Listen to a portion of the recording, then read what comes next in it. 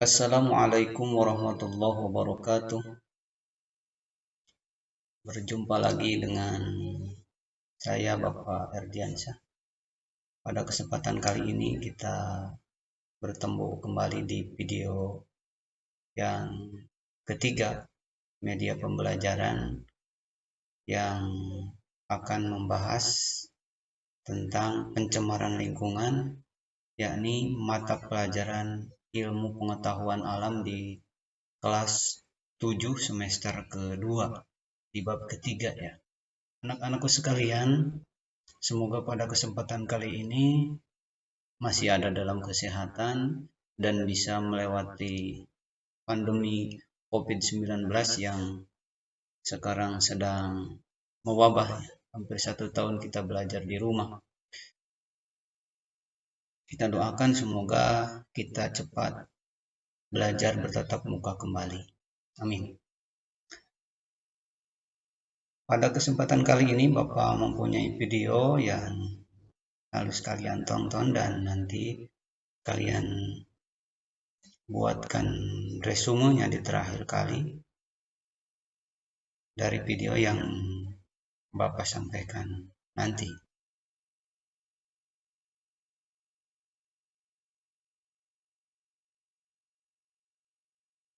Pada kesempatan kali ini di bab 3 ini lagi Bapak akan menyebutkan judulnya adalah perhatikan secara seksama pencemaran pada lingkungan.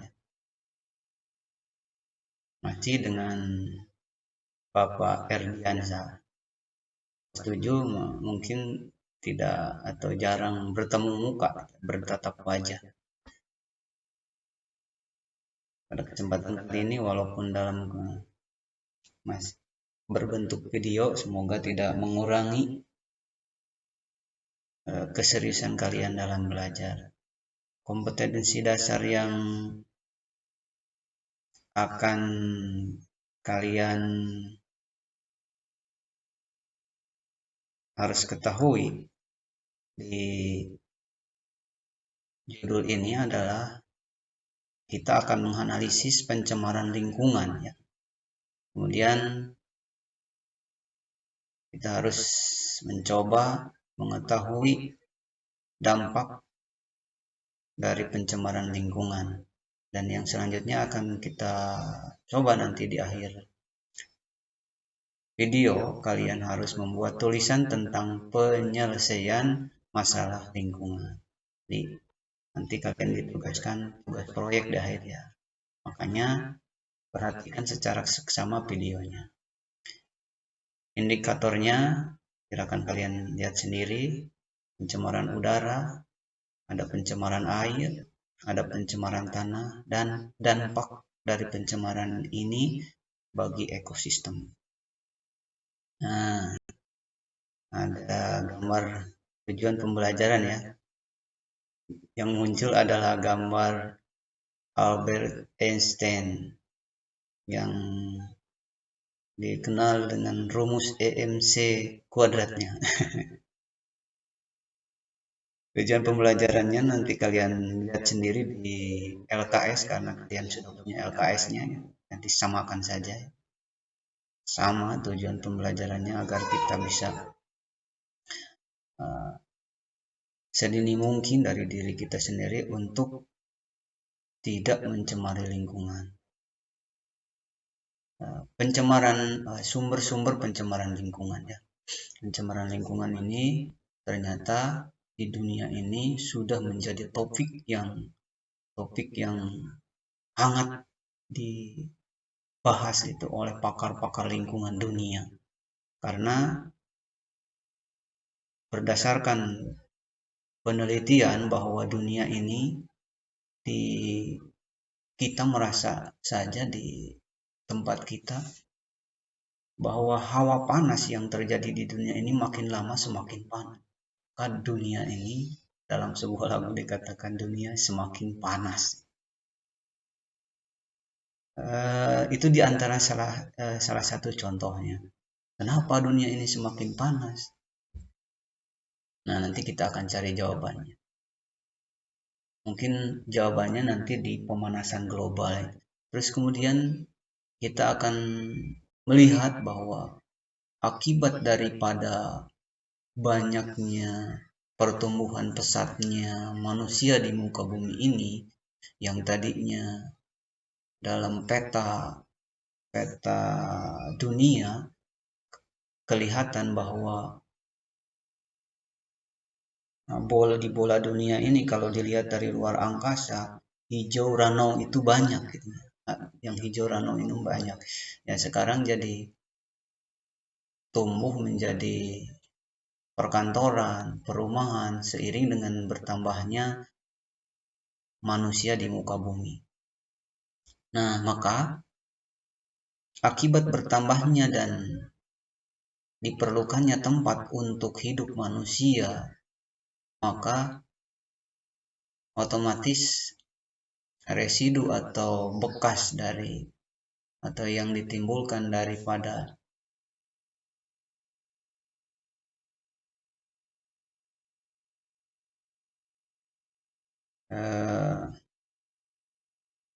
hasil dari kegiatan manusia ternyata mengakibatkan pencemaran bagi lingkungan. Aktivitas manusia justru yang harus kita kendalikan. Justru aktivitas manusia yang berupa pesatnya perkembangan teknologi, terus kemudian hidupnya manusia menyebabkan kerusakan lingkungan di sana sini. Kita akan lihat dari sumber pencemaran lingkungan ini, ya.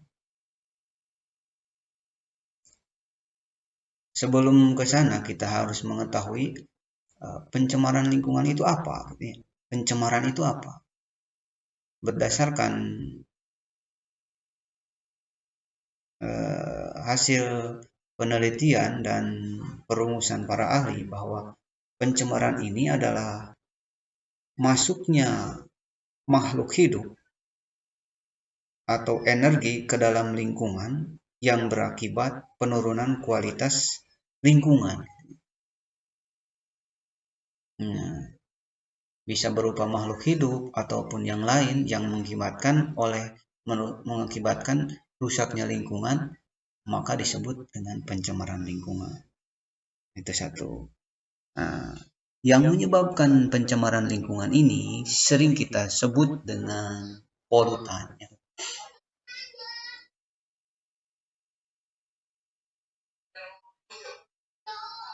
Nah, sumber-sumber pencemaran lingkungan ini yang pertama adalah pencemaran kimiawi. Berasal dari pencemaran kimiawi. Pencemaran kimiawi ini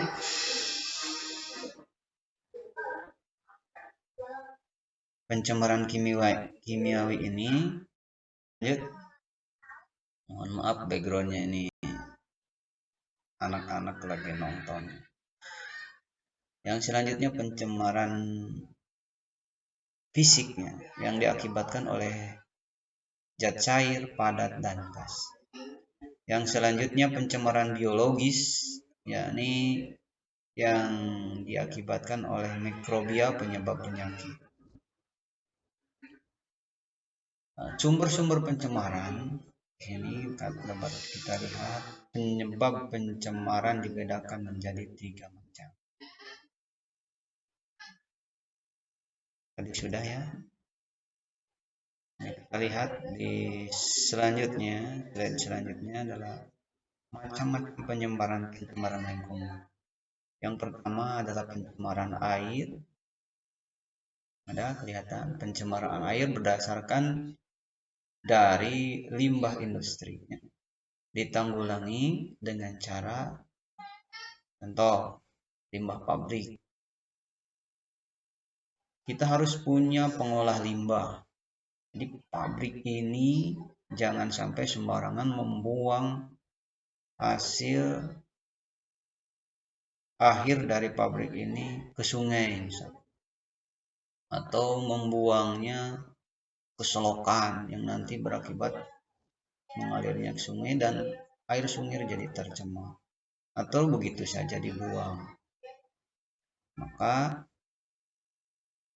ada yang disebut pabrik itu ada SOP-nya harus punya IPA, instalasi pengolahan limbah, penanaman alang-alang untuk limbah logam. Biasanya ada salah satu cara ini itu dengan penanaman alang-alang untuk menanggulangi limbah logam. Yang selanjutnya ada sanksi hukum bagi pelanggar. Ini untuk mengakibatkan efek jerah bagi manusia yang bekerja di bidang industri kemudian tidak mengindahkan kearifan lingkungan, maka ada sanksinya, hukumnya. Ini nanti walhi yang biasa konsen akan melaporkan, atau siapa saja laporkan saja. Ada aparat yang berwenang untuk ditindaklanjuti dan dikasih sanksi hukum apabila sebuah instansi perusahaan tidak mengelola limbahnya dengan baik. Nah, selanjutnya adalah macam-macam pencemaran lingkungan yang berupa pencemaran air. Nah, ini limbah pabrik, limbah pertanian. Ini berasal dari limbah pertanian.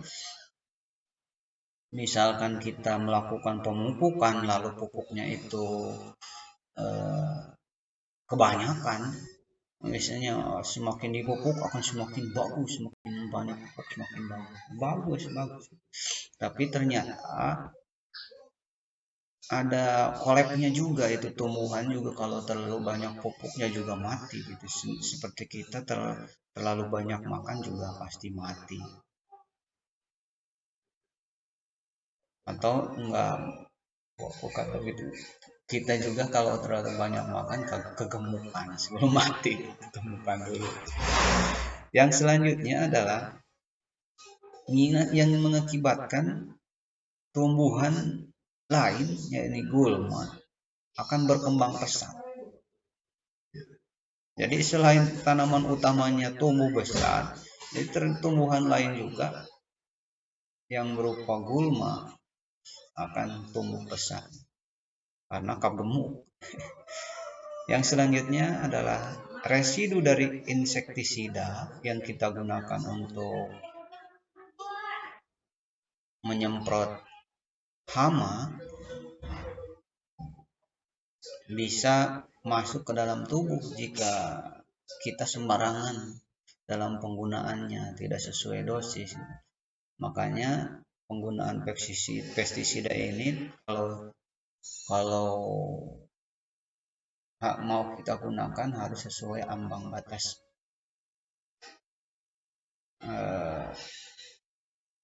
yang dianjurkan.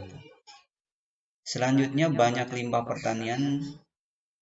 limbah pertanian dapat dicegah dengan cara ini, cara penanggulangannya.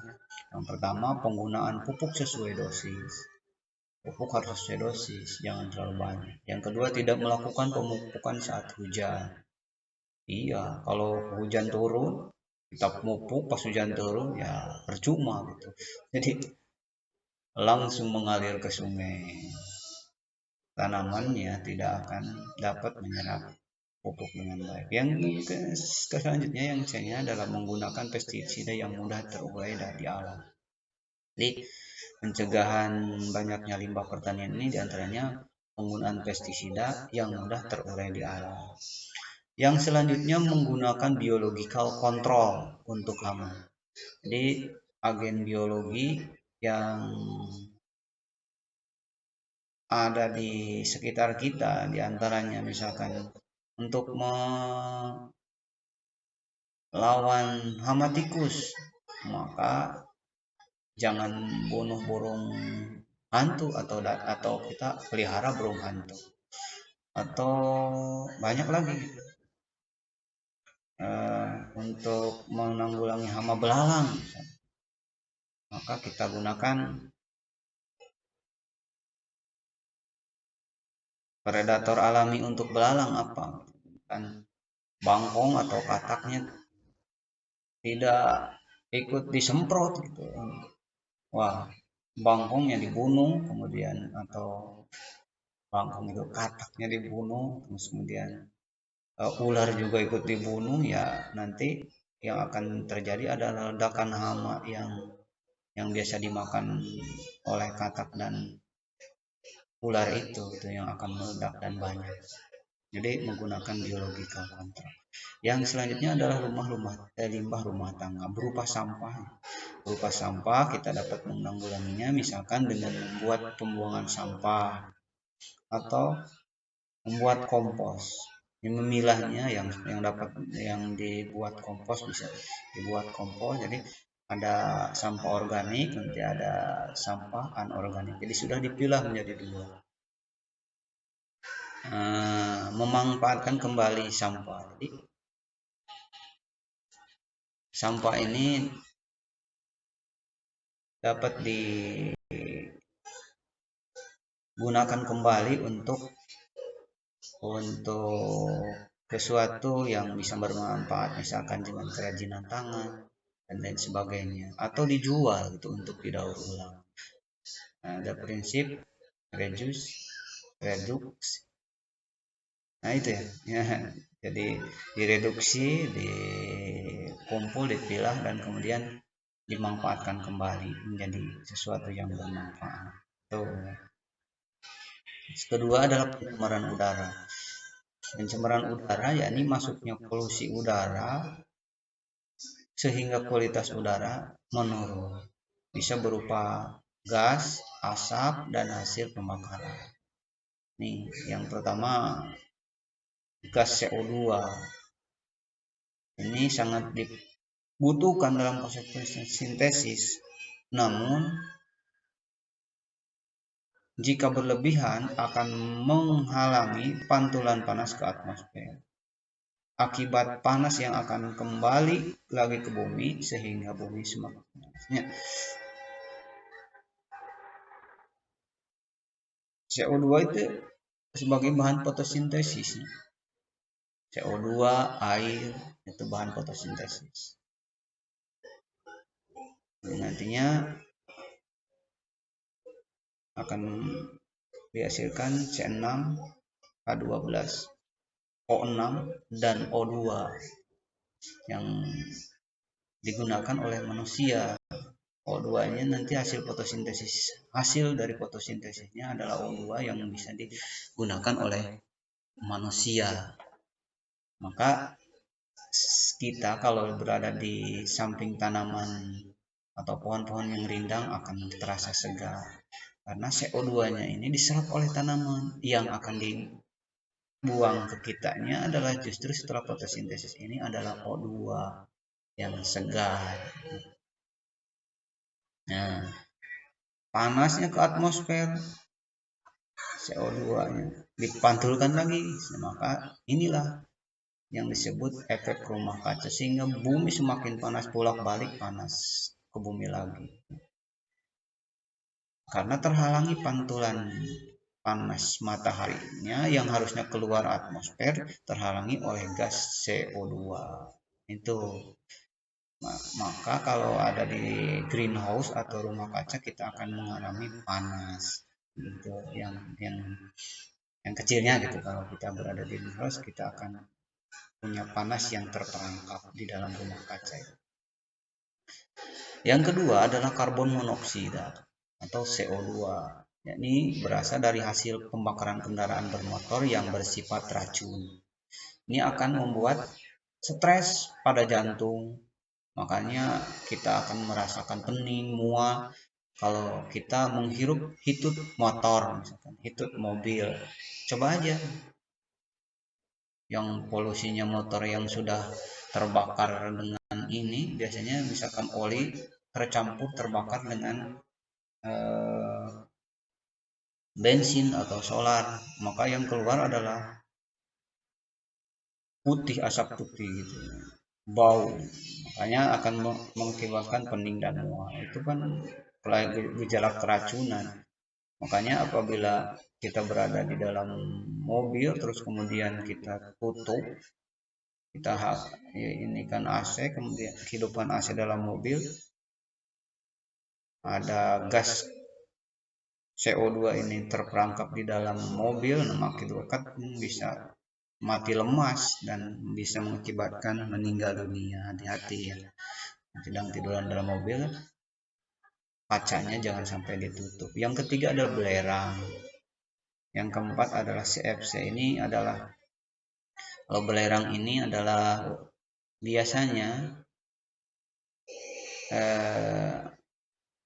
ada di dalam hasil pembakaran fosilnya.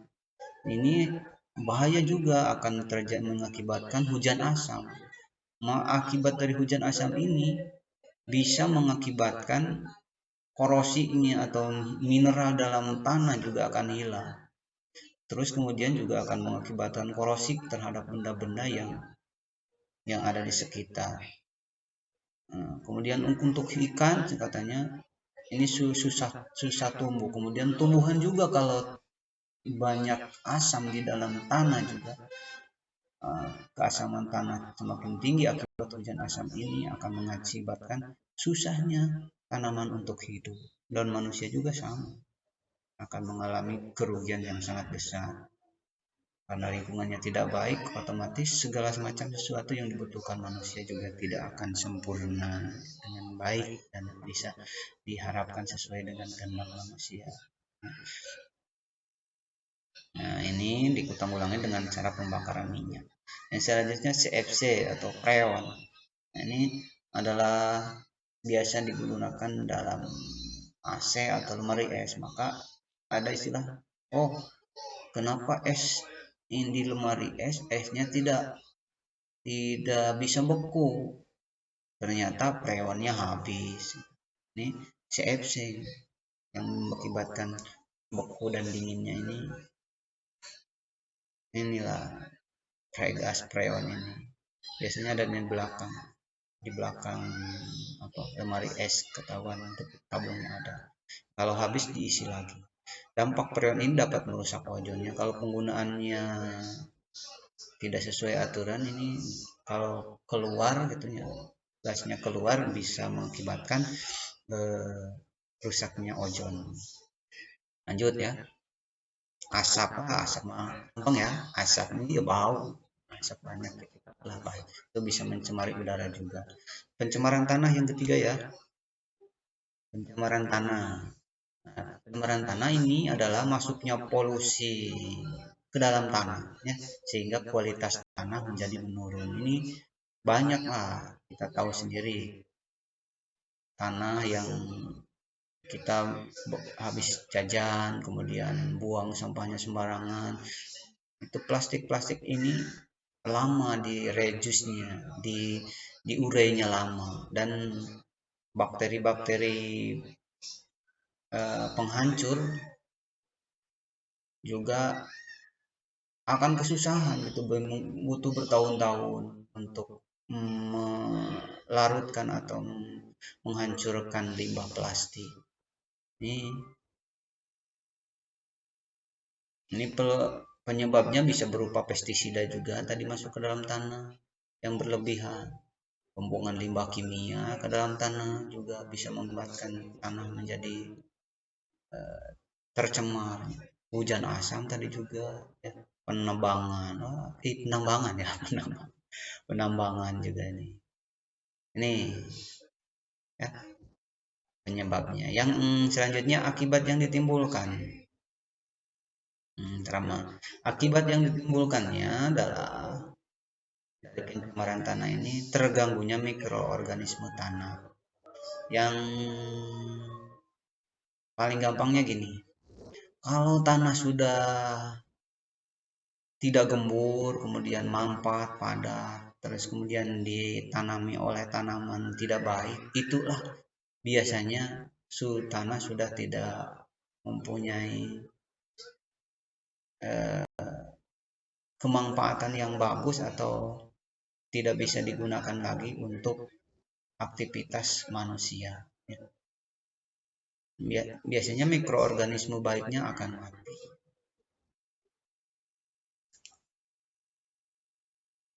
Maka ahli-ahli pertanian sekarang membuat perbanyakan mikroorganisme yang baik untuk mengembalikan kesuburan tanah. Biasa penggunaan pupuk juga lama-kelamaan juga akan mengakibatkan tanah menjadi keras. Maka untuk mengembalikan kesuburannya, biasa ahli-ahli pertanian sekarang sudah dibuat oleh para ahli dan pakar pendidikan, pakar pertanian juga membuat mikroorganisme yang diperbanyak di dalam sebuah botol dan nanti dilabeli atau dikasih nama mikroorganisme untuk penyubur tanah. Banyak ininya, ada berapa, EM4 namanya, itu banyak ya. Itu akan mengakibatkan tanah menjadi subur dan tumbuhan akan menjadi baik.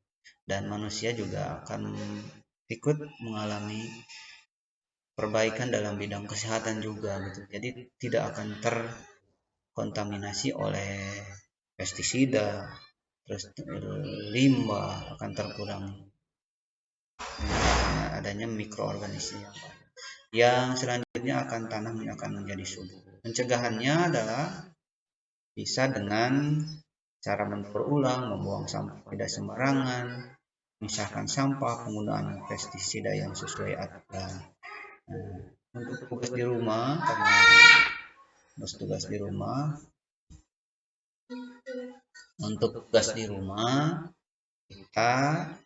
kalian coba buat sebuah tulisan yang berjudul tema pencemaran lingkungan. Terima kasih. Thank you. Assalamualaikum warahmatullahi wabarakatuh. Kembali lagi di video selanjutnya.